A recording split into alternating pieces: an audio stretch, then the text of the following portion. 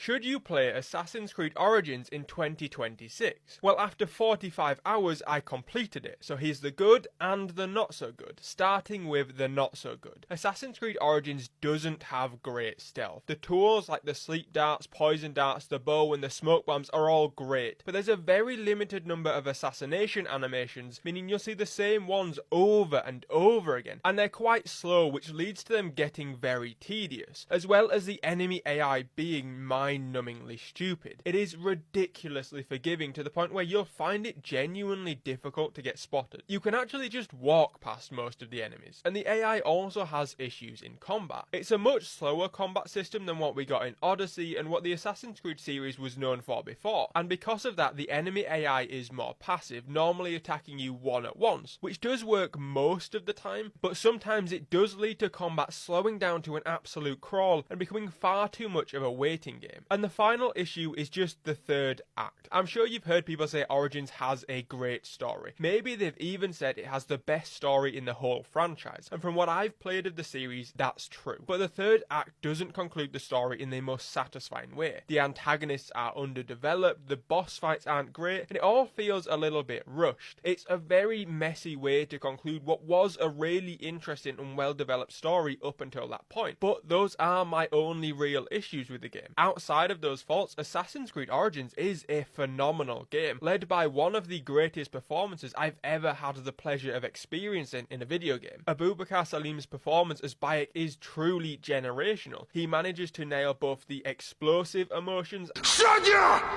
She was the child you drowned! And the smaller, more subtle ones.